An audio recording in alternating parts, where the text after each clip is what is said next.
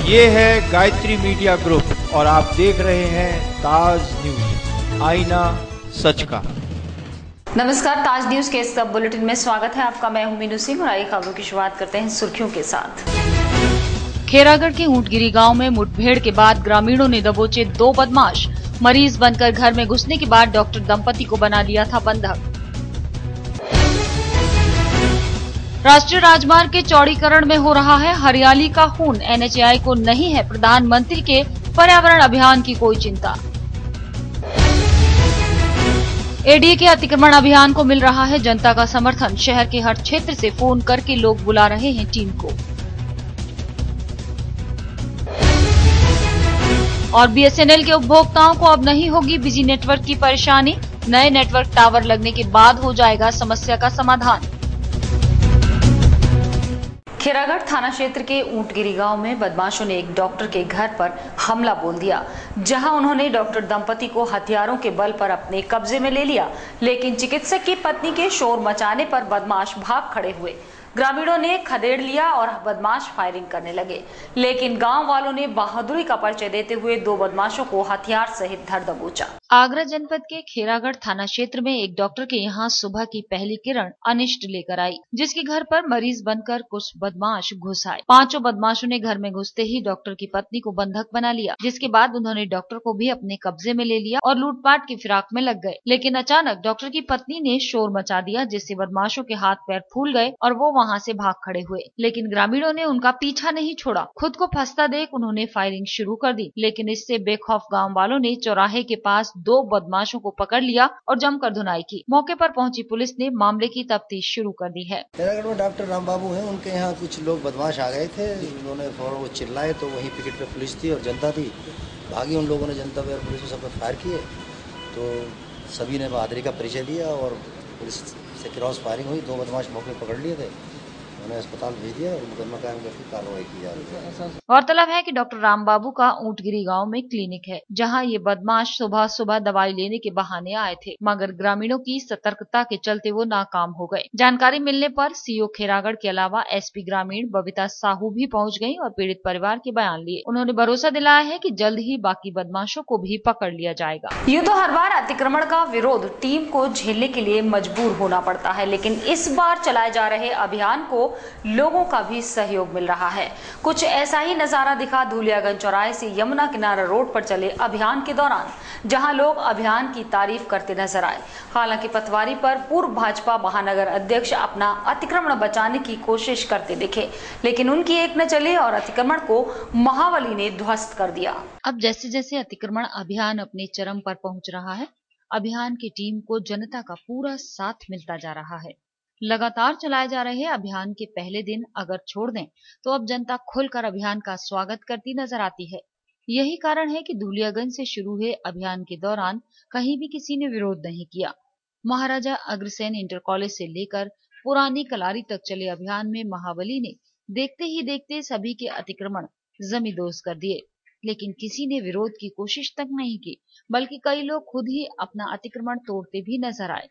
लेकिन जैसे ही काफिला नाव वाली गली के किनारे बनी एक मार्केट पर पहुंचा, यहां बना भाजपा के पूर्व महानगर अध्यक्ष प्रमोद गुप्ता ने रैंप को तोड़ने का विरोध किया।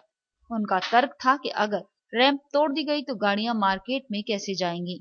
लेकिन टीम में शामिल सिटी मजिस्ट्रेट रेखा एस चौहान ने किसी को न बख्शे जाने और भेदभाव रहित कार्रवाई की बात कहते हुए इसे तोड़ने के आदेश जारी कर दिए, जिसके बाद पूर्व अध्यक्ष बैकफुट पर आ गए और सभी का रैंप तोड़ने की बात कहते नजर आए। इतना ही नहीं, रैंप तोड़ने के बाद वो जेसीबी के सामने आकर खड़े हो गए, जिससे पुलिस ने उन्हें वहां से हटा दिया और नाले पर बनी रैंप को तोड़ दिया। पटवारी पर ही एक हनुमान मंदिर के बराबर में दुकान थी, जिसे जेसीबी ने ध्वस्त कर दिया और भविष्य में फिर न रखने की बात कही। इतना ही नहीं, मंदिर के सामने वाली गली को कब्जा कर बनाई गई 4 दुकानों को भी महावली ने देखते ही देखते ध्वस्त कर दिया, जिसके बाद ये अभियान बिना किसी विरोध के बेलनगंज पहुंचा और ध्वस्तीकरण की कार्रवाई जारी रखी। पूरा सपोर्ट मिल रहा है, लोग 100% लोग जो है पब्लिक सपोर्ट दे रही है। बस उन लोगों को थोड़ा सा है जिनके अपने प्रतिष्ठान है या कुछ जो आगे बढ़ा के, तो उसमें भी लोग सहमत हैं। वो आके जिनको टाइम देने लायक है, कोई जर्जर बिल्डिंग है, हम लोग उसको टाइम दे रहे हैं कि खुद वो उसको चीज़ को खुद हटा ले, या शटर जो है ऑलमोस्ट शटर सब लोगों ने नाली को डाइवर्ट कर दिया है। नाली पीछे है, उसे आगे डाइवर्ट करके एक नाला प्रोजेक्ट करके जो है नाली को बना रखा है और अपने शटर सबके बाहर है। अभियान में साथ चल रहे निगम के अतिक्रमण अभियान प्रभारी राजीव राठी का कहना था कि इस अभियान की सबसे बड़ी बात यह है कि इस अभियान को जनता का पूरा सहयोग मिल रहा है।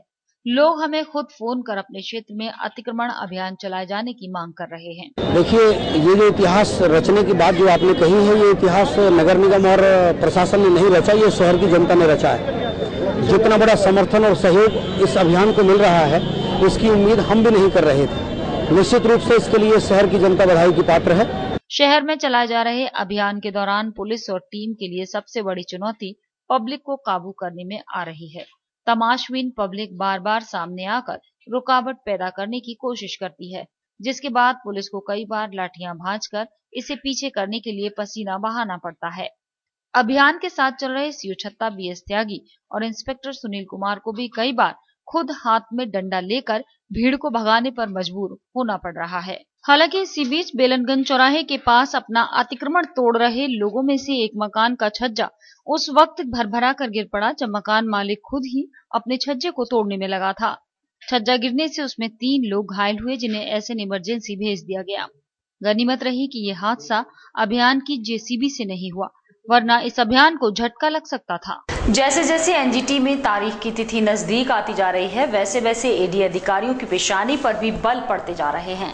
सुबह से शाम तक अधिकारी इन दिनों एनजीटी में दाखिल होने वाले जवाब की तैयारी में जुटे हैं, ताकि मुसीबत में फंसी गर्दन को बचाया जा सके। डूब क्षेत्र में हुए निर्माण सरकारी महकमों की गले की हड्डी बन गए हैं, जिसमें सबसे ज्यादा परेशानी एडीए और सिंचाई विभाग की मुश्किलें बढ़ा रही है।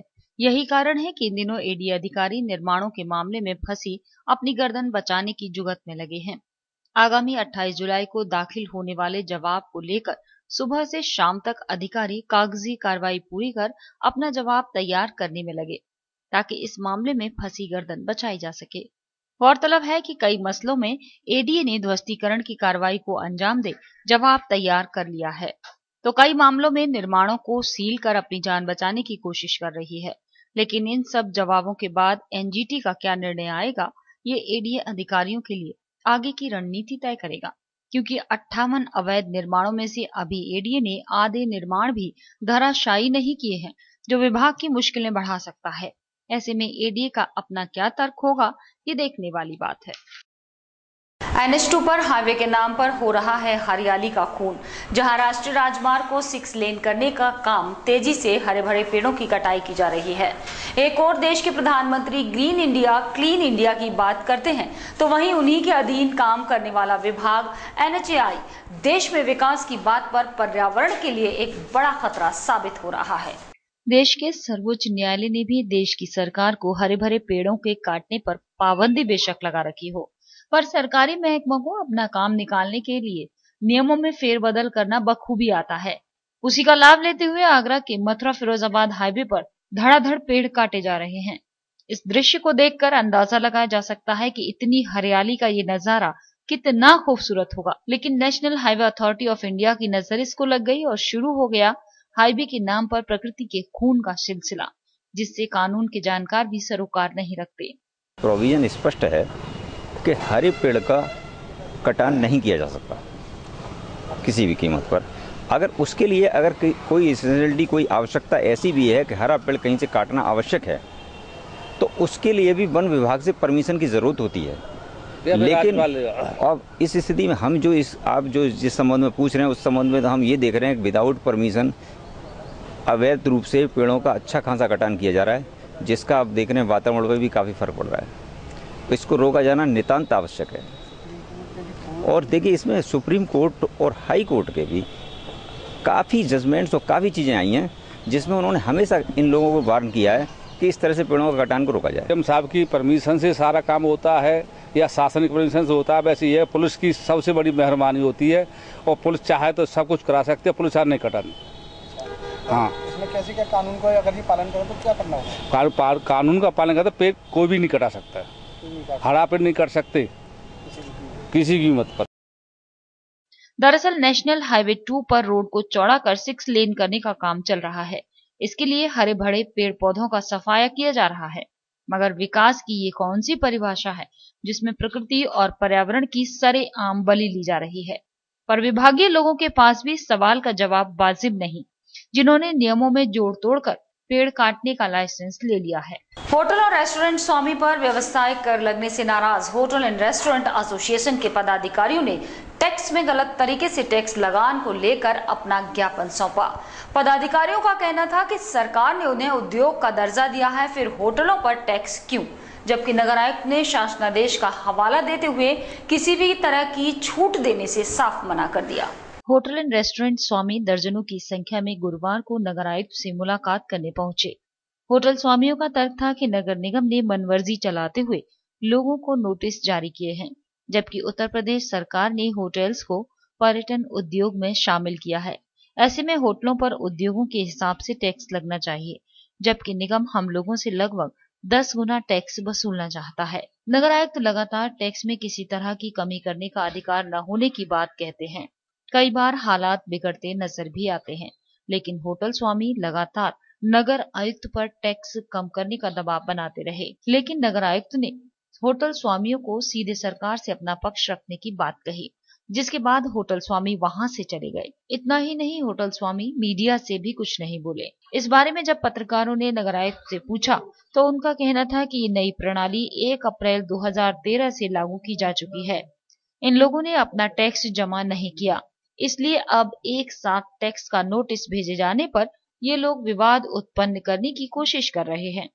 इतना ही नहीं, नगर आयुक्त का कहना था कि वो नियम को बदलने का अधिकार नहीं रखते, इसलिए उन्होंने सभी लोगों को सरकार से वार्ता करने की बात कही है। लेकिन उनकी प्रॉब्लम ये नहीं है। उनकी प्रॉब्लम ये है कि हम बजट क्लास होटल्स के अंतर्गत आते हैं और टूरिस्ट की घटती हुई संख्या के कारण आगरा में होटल उद्योग प्रभावित हो रहा है और ऐसी स्थिति में ये अगर इस पद्धति से कर लगाया जाएगा तो उसको दे पाने में हम अक्षम हैं या हमको कठिनाई है। तो इस समस्या का मेरे पास कोई समाधान नहीं है, क्योंकि नियमों के अनुसार जो टैक्सेशन बनता है हम उनको वही टैक्सेशन आयत कर सकते हैं उनके ऊपर। गौरतलब है कि टैक्स को लेकर कई बार होटल और रेस्टोरेंट स्वामी नगर आयुक्त से मुलाकात कर चुके हैं और हर बार टैक्स को लेकर विवाद उत्पन्न होता है, जबकि इन लोगों ने पिछले 2 सालों से टैक्स जमा नहीं कराया, जिसके बाद निगम द्वारा भेजे गए नोटिस की कार्रवाई को देखते हुए अब ये लोग और समय मांगने की कोशिश में पहुंचे थे, लेकिन नगर आयुक्त ने समय देने से साफ इनकार कर दिया।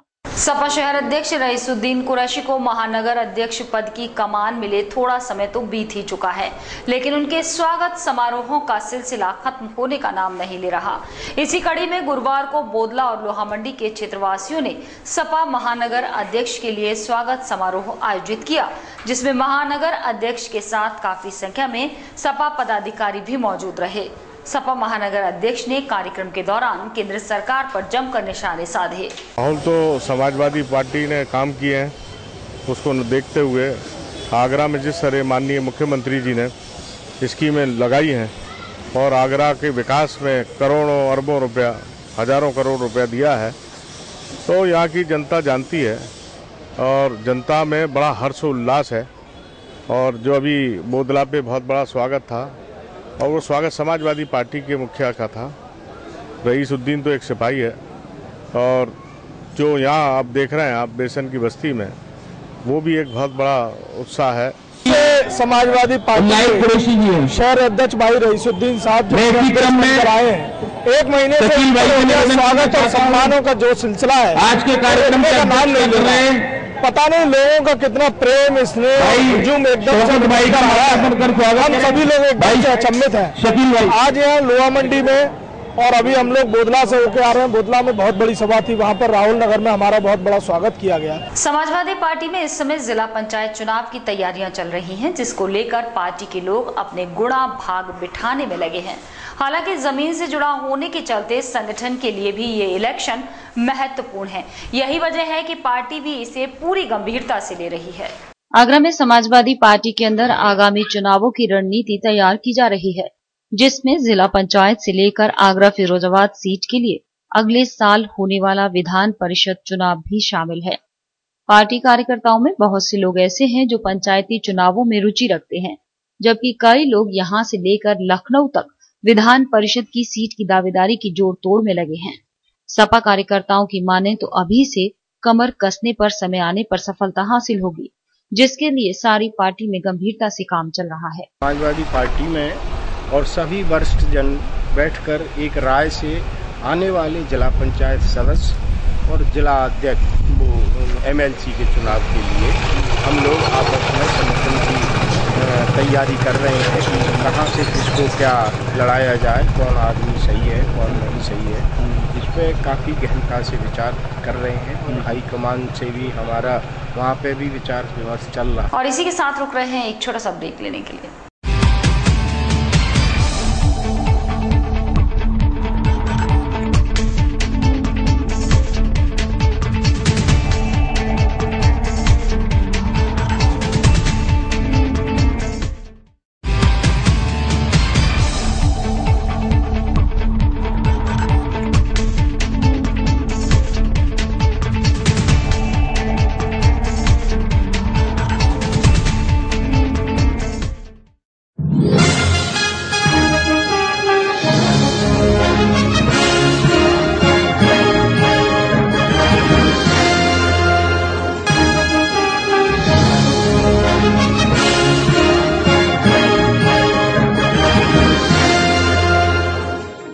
ज्वेलरी मिलने का विश्वसनीय स्थान। हमारे यहाँ आपको gold hallmark certificate gold jewellery नए कलेक्शन के साथ उपलब्ध मिलेगी। संपर्क करें Shri Balaji jewellers, fortune tower near Kargil petrol pump, Agra. Phone number 9719333563 और 9759333992।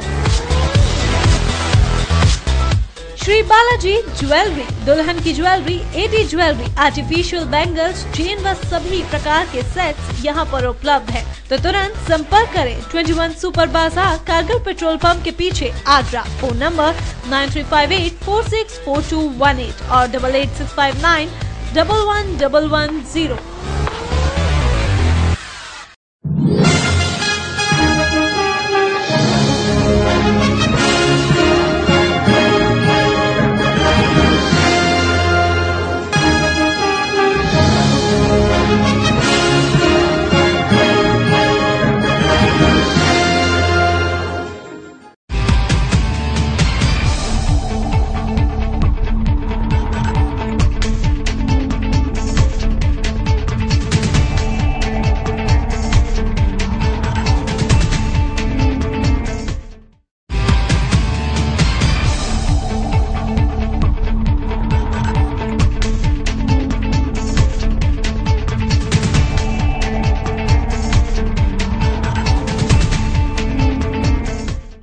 ब्रेक के बाद अगली खबर। मुख्यमंत्री के ड्रीम प्रोजेक्ट में शुमार एसएन मेडिकल कॉलेज परिसर में बनी बहुमंजिला नई सर्जरी बिल्डिंग में अस्थि रोग और ईएनटी विभाग को शिफ्ट किया जा रहा है। ये प्रक्रिया 15 दिन में पूरी कर ली जाएगी और इस अत्याधुनिक बिल्डिंग का उद्घाटन अगस्त माह में सूबे के मुख्यमंत्री द्वारा किया जाएगा। मुख्यमंत्री अखिलेश यादव के ड्रीम प्रोजेक्ट में शुमार एसएन मेडिकल कॉलेज परिसर में बनी अत्याधुनिक वातानुकूलित 7 मंजिला नई सर्जरी बिल्डिंग में अगले महीने से मरीजों को इलाज मिलना शुरू हो जाएगा। यहाँ पहले 3 विभागों को शिफ्ट किया जा रहा है। मेडिकल कॉलेज परिसर में बनी बहुमंजिला नई सर्जरी बिल्डिंग में अस्थि रोग और ईएनटी विभागों को शिफ्ट किया जा रहा है। यह प्रक्रिया 15 दिन में पूरी हो जाएगी। नई बिल्डिंग में मॉड्यूलर ऑपरेशन थिएटर बनाए गए हैं। द्वितीय मंजिल के बाद हर मंजिल पर 4 ऑपरेशन थिएटर हैं और डॉक्टर्स की टीम एक साथ 20 ऑपरेशन कर सकेगी। प्राचार्य डॉक्टर अजय अग्रवाल ने बताया कि कुछ विभागों को शिफ्ट किया जा रहा है और इस बिल्डिंग से मरीजों को बहुत लाभ होगा। जो है हमारे उसमें 6 फ्लोर्स हैं, नीचे डायग्नोस्टिक है और 6 फ्लोर्स हैं, उसमें से 5 फ्लोर हमें वो दे रहे हैं अभी। तो उसमें 5 फ्लोर में हम 3 फ्लोर सर्जरी को, 1.5 ऑर्थोपेडिक्स को, आधा आईसीयू को और एक हम ईएनटी को देने हैं। और ये लोग अपने पलंग और वो सब चीज़ें शिफ्ट करना शुरू कर दिया है। लेकिन इस बात का ध्यान भी रखना है कि इधर का कार्य भी सफ़र ना करे और उधर हमारा कार्य आगे के लिए हमारा पक्का कार्य हो जाए। तो इसमें थिएटर भी निर्माण चालू है, सब चीज़ों का साज-सज्जा थिएटर की वो भी चालू है और सब चीज़ों की प्रक्रिया पूरी चालू है। इसमें समय ज़रूर लगेगा, 15 से 20 दिन लगेंगे, लेकिन ये स्टेट गवर्नमेंट का एक ड्रीम प्रोजेक्ट है और आगरा के मरीजों को बहुत लाभ होगा जो हम इसमें पूरी चीज़ें शिफ्ट करें।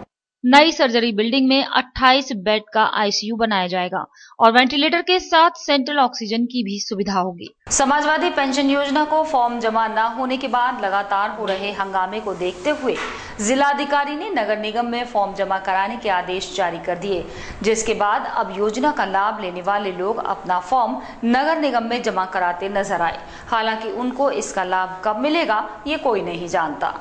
जी मिलने का पेंसिल मिलनी नहीं है, इसके जाके जी फार्म जी पेंसिल मिल रही है, पैसा जी मिल रहे हैं।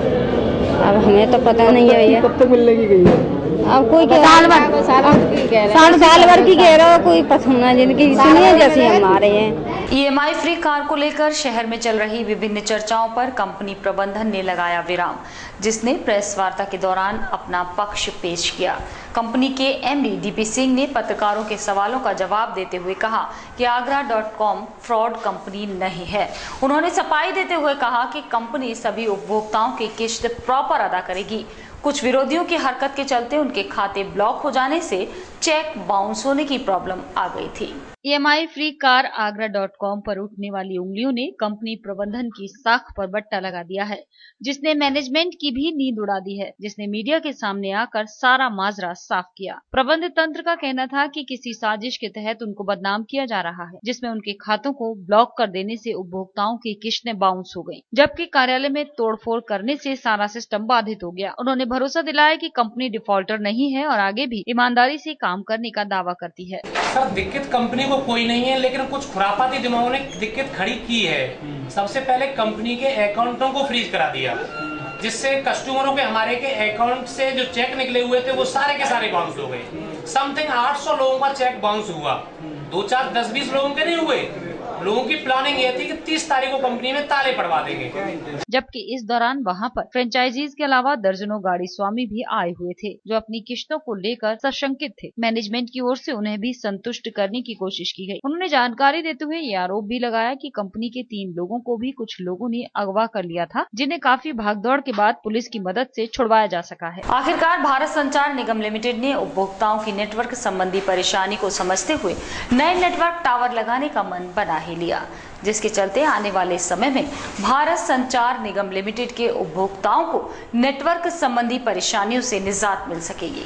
जहां एक तरफ उत्तर भारत में BSNL के सबसे ज्यादा उपभोक्ता हैं, तो इसके कारण BSNL का नेटवर्क भी सबसे ज्यादा व्यस्त यहीं पर रहता है, जिससे आए दिन उपभोक्ताओं को नेटवर्क व्यस्त जैसी समस्याओं से रूबरू होना पड़ता है। इस कारण भारत संचार निगम भी उपभोक्ताओं को होने वाली असुविधा को लेकर बेहद चिंतित है। इसके चलते संचार निगम ने अब 105 नए BSNL टावर लगाने का फैसला लिया है, जिसमें आने वाले समय में भारत संचार निगम के उपभोक्ताओं को नेटवर्क जैसी गंभीर समस्याओं से निजात मिल जाएगी। वहीं विभाग ने उन जगहों को भी चिन्हित कर लिया है जहां ये टावर लगाए जाने हैं, जिससे आने वाले समय में उपभोक्ताओं को नेटवर्क संबंधित कोई परेशानी न हो और उपभोक्ता BSNL की सेवाओं का आसानी से लाभ उठा सके। अभी हमारे जो है 105 टावर नए लग रहे हैं यहाँ पे। जैसे जैसे हमारे क्योंकि उपभोक्ता बढ़ते जा रहे हैं, टावर भी हमारे अप्रूव हो गए हैं और जैसे जैसे टावर लगते जाएंगे वैसे वैसे नेटवर्क की जो समस्या है लोगों की खत्म हो जाएगी कुछ दिनों में। हाँ, टावर लगते जाएंगे और नेटवर्क की समस्या खत्म होती जाएगी। हम लोगों ने वो पॉकेट चेक कर लिए कहाँ हमारा नेटवर्क कम मिल रहा है, वहाँ पे हम टावर लगवा रहे हैं। ताजमहल परिसर में काम कर रहे अवैध फोटोग्राफर से अब ताज परिसर के दुकानदार भी परेशान आ गए हैं। उनका कहना है कि ये फोटोग्राफर सैलानियों से लूज खसोट कर पैसा कमाते हैं, जिससे सैलानियों का बजट गड़बड़ा जाता है। तो वहीं बजट बिगड़ने के बाद सैलानी दुकानों में घुसने से परहेज करते हैं, जिससे दुकानदारों को खासा नुकसान हो रहा है। प्रशासन की लाख कोशिशों के बाद भी ताजमहल को अभी तक लपकों से मुक्त नहीं कराया जा सका है, जिसका असर कहीं न कहीं ताज परिसर के दुकानदारों पर भी पड़ रहा है। दुकानदारों की माने तो उनका कहना है कि जहां सैलानी इन अवैध फोटोग्राफर से 5 या 10 फोटो खिंचवाते हैं, तो वहीं ये फोटोग्राफर सैलानियों को बरगला कर अधिक मात्रा में फोटो खींच देते हैं, जिससे कि ताज दीदार को आए सैलानियों का बजट खराब हो जाता है। सैलानियों का बजट खराब होने के बाद ताज परिसर में बनी दुकानों में वे सैलानी प्रवेश करने से भी डरते हैं, तो खरीदारी कहां से करेंगे, जिसके चलते आज के समय में ताज परिसर के दुकानदार इन अवैध फोटोग्राफर से परेशान आ चुके हैं। लेकिन ये लपके जो है ये न्यायालय से अपने स्टे लिया है, इसीलिए डिपार्टमेंट परेशान है। इनके स्टे लाने के बाद अगर कुछ करते हैं तो कंटेम्प्ट कोर्ट लग जाता है। गाइड भी कुछ हैं, फोटोग्राफर भी कुछ हैं, लड़के भी कुछ हैं। उन्होंने अपने आप को सेव करने के लिए और डिपार्टमेंट के हाथ काटने के लिए उन्होंने स्टे ले लिए हैं। ये परेशानी डिपार्टमेंट को इनको हटाने में ये हो जाती है। जो एक आध दो बगैर लाइसेंस के या बगैर स्टे के काम कर लेता है तो वो तो हटा जाते हैं। और पुलिस डिपार्टमेंट, आर्कोलॉजी डिपार्टमेंट ने फोटोग्राफरों के लिए कुछ रूल्स निकाल दिया ना, 20 रुपीज़ टिकट लेके एवरी फोटोग्राफर सारी लाओ, तो वो रूल्स है।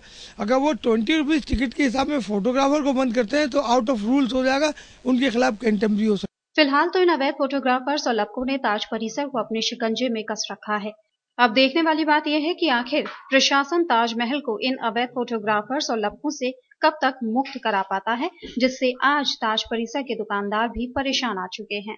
देख तेरे संसार की हालत क्या हो गई भगवान, गाने की ये चंद लाइनें आज के नेताओं पर भली भांति चरितार्थ हो रही हैं। 23 जुलाई को जन्मे स्वतंत्रता आंदोलन के दो महानुभावों चंद्रशेखर आजाद और लोकमान्य बाल गंगाधर तिलक को राजनीतिक दलों ने पूरी तरह से भुला दिया। सूचना क्रांति के बदले युग में फेसबुक और व्हाट्सएप पर युवाओं ने तब भी संदेशों के माध्यम से स्वाधीनता के सिपाहियों को याद किया। देश के स्वतंत्रता आंदोलन का नाम आते ही महापुरुषों के चेहरे सामने आ जाते हैं। इनमें से चंद्रशेखर आजाद की शौर्य गाथा को भी कभी भुलाया नहीं जा सकता। 23 जुलाई 1906 को जन्मे चंद्रशेखर आजाद ने स्वतंत्रता आंदोलन में बढ़ चढ़कर जिम्मेदारी निभाई थी। आज के सूचना क्रांति के युग में लोग इन महापुरुषों को फेसबुक और व्हाट्सएप पर याद कर रहे हैं। सुबह से शाम तक महापुरुषों की जयंती के मैसेज सोशल मीडिया पर छाए रहे। इस देश में रह रहे हैं, हमें इस चीज के ऊपर बहुत ज्यादा अफसोस है कि हम लोग ऐसे लोगों को भूल जाते हैं जिन्होंने हमारे देश की आज़ादी में इतना बड़ा सहयोग दिया है। ये सवाल हमें अपने आप से आईने के सामने खड़े होकर पूछना चाहिए कि जब हम लोग महात्मा गांधी, जवाहरलाल नेहरू को याद कर सकते हैं तो हम लोग इन राजनीतिक लोगों को क्यों नहीं याद कर सकते जिन्होंने हमारे देश की आज़ादी के लिए अपने प्राण न्यौछावर कर दिए। जिसमें लोकमान्य तिलक की हम लोग बात कर सकते हैं, चंद्रशेखर आज़ाद की बात कर सकते हैं, आज तो उनका जन्मदिन है। इसके अलावा और भी कई ऐसे लोग हैं जिनमें भगत सिंह हैं। आज आगरा जैसे इतने बड़े शहर में, जो कि बहुत बड़ा क्रांतिकारी क्षेत्र भी रहा है हमारे इतिहास में, ऐसी जगह लोगों ने एक पल के लिए भी शायद उन लोगों को श्रद्धांजलि नहीं दी। शायद 2 मिनट का मौन काफ़ी था अगर ऐसा किया जाता तो, पर ना करने की वजह ये शायद हम लोग को खुद अपने आप से पूछनी चाहिए कि हम लोगों ने ऐसा क्यों नहीं। आज ये मालूम भी नहीं होगा कि आज बाल गंगाधर जी और उनका चंद्रशेखर आज़ाद जी का आज जन्म दिवस है। चंद्रशेखर आज़ाद जी ने भारत की आज़ादी के लिए जो कुर्बानी दी थी, कानपुर के कंपनी बाग में जो उनकी जान गई थी अंग्रेज़ों से लड़ते हुए, इस बात को भी भुलाया नहीं जा सकता है। अगर ऐसे महापुरुष नहीं होते तो आज हमारा देश आज़ाद भी नहीं हुआ होता। जो नई पीढ़ी है उसको ये तो मालूम रहता है कि आज मॉल में कौन सी मूवी रिलीज़ हो रही है, लेकिन स्वतंत्रता संग्राम में किन किन लोगों ने अपनी जान गंवाई और किन किन लोगों ने क्या क्या योगदान दिया वो ये नहीं जानते हैं। ये है कि मतलब उन्होंने स्वतंत्रता संग्राम करके भारत को स्वतंत्र देश बनाया है। हाँ। और इसके बावजूद भी राजनीतिक दल बड़ी बड़ी चीज़ों पर राजनीति करते होते हैं। आज उनका जन्म दिवस है, पर लेकिन किसी राजनीतिक पार्टी ने कोई सुध नहीं ली है, कोई खबर नहीं ली है, कोई मतलब जो कोचिंग्स हैं उनमें भी कुछ नहीं हो रहा है कि स्वतंत्रता आंदोलन के एक और पुरोधा का जन्म भी 23 जुलाई को ही हुआ था। स्वतंत्रता मेरा जन्म सिद्ध अधिकार है और मैं इसे लेकर रहूंगा का नारा देने वाले लोकमान्य बाल गंगाधर तिलक का योगदान भी स्मरणीय है। इन दोनों महापुरुषों के जीवन को आज भी युवा पीढ़ी भले ही अपना आदर्श मानती है, पर वोट बैंक की राजनीति करने वाले राजनीतिक दलों ने आज के दिन कोई कार्यक्रम नहीं रखा। दलित महापुरुषों के नाम पर हर रोज कार्यक्रम होते हैं, पर स्वाधीनता के सिपाहियों को किसी भी दल ने याद करना ठीक नहीं समझा। विभिन्न प्रकार के और स्वादिष्ट व्यंजनों का आनंद लेने के लिए गुरुवार को आगरा में एक रेस्टोरेंट खोला गया, जिसका उद्घाटन शमशाबाद की चेयरमैन लक्ष्मी राठौर ने किया। शुभारंभ के मौके पर रेस्टोरेंट स्वामी का कहना था कि शहरवासी यहां बर्थडे पार्टी, किटी पार्टी आदि का आनंद उठा सकते हैं। शहरवासियों को विभिन्न तरह के स्वादिष्ट व्यंजनों का आनंद देने के लिए गुरुवार को फतेहाबाद रोड पर जहांपना रेस्टोरेंट खोला गया, जिसका उद्घाटन शमशाबाद की चेयरमैन लक्ष्मी राठौर और बसपा विधायक गुटियारीलाल दुबेश ने फीता काट कर किया। इस मौके पर रेस्टोरेंट स्वामी का कहना था कि आगरा पर्यटन नगरी है और यहाँ देश विदेश के पर्यटक आते हैं। उनका प्रयास रहेगा कि शहरवासियों के साथ वो पर्यटकों को भी देश के विभिन्न व्यंजनों का आनंद दे सकें। साथ ही इस रेस्टोरेंट में शहरवासी फैमिली प्रोग्राम भी कर सकते हैं। शुभारंभ के इस मौके पर बसपा विधायक गुटियारीलाल दुबेश ने रेस्टोरेंट स्वामी को बधाई देते हुए आगरा के होटल व्यवसायियों की समस्या को सरकार के सामने उठाने की बात कही। पर्यटक उद्योग को इंडस्ट्रीज में शामिल किया गया है उत्तर प्रदेश सरकार द्वारा, लेकिन उस तरह की सुविधाएं पर्यटन उद्योग को नहीं मिल रही हैं, होटल व्यवसायियों को नहीं मिल रही हैं। इस बात की हम आवाज़ उठाएंगे, क्योंकि जब होटल इंडस्ट्रीज को शामिल किया गया है तो उनको सुविधाएं उसी प्रकार मिलनी चाहिए। और लग्जरी टैक्स के लिए भी हमने मांग उठाई है और बहुत सारी कमियां हैं जो उन पर सरकारों को सोचना चाहिए, चाहे वो कोई भी सरकार हो, क्योंकि आगरा ताजमहल के नाम से जाना जाता है, विश्वविख्यात शहर है। आगरा एक पर्यटन शहर है और हमने पर्यटन को बढ़ावा देने के लिए आगरा में फतेहाबाद रोड पर जहाँ पर रेस्टोरेंट का उद्घाटन आज किया गया है और हमारी फैसिलिटीज़ हैं जिसमें हमारी अच्छी गैदरिंग आ सकती है, किटी पार्टी, बर्थडे पार्टी, वो भी छोटा मोटा सेलिब्रेशन हम लोग डील करेंगे इसके अंदर। भी है और हम लोग अपना डीजे भी अपने स्टार्ट करने वाले हैं, तो हम लोग इस रेस्टोरेंट में एक अच्छे खान पान के साथ साथ एक एंटरटेनमेंट की भी सुविधा रखेंगे, जिससे कि बाहर के जो लोग आके आगरा के अंदर नाइट लाइफ नहीं ले पाते हैं, वो प्रॉपर तरीके से हमारे पास आके एक अच्छा डिनर और अपना नाइट लाइफ भी ले सकेंगे। रेस्टोरेंट के शुभारंभ के मौके पर रेस्टोरेंट स्वामी अमित सविता का कहना था कि आने वाले दिनों पर वो इस रेस्टोरेंट में एंटरटेनमेंट की सुविधा जल्द उपलब्ध कराएंगे, जिससे पर्यटक यहां नाइट स्टे भी कर सकें और इसका फायदा आगरा के होटल रेस्टोरेंट व्यवसायियों को मिल सके। और इसी के साथ फिलहाल बुलेटिन में सिर्फ इतना ही। अगले बुलेटिन में कुछ और नई खबरों के साथ आपसे फिर होगी मुलाकात। जुड़े रहिए ताज न्यूज के साथ। नमस्कार।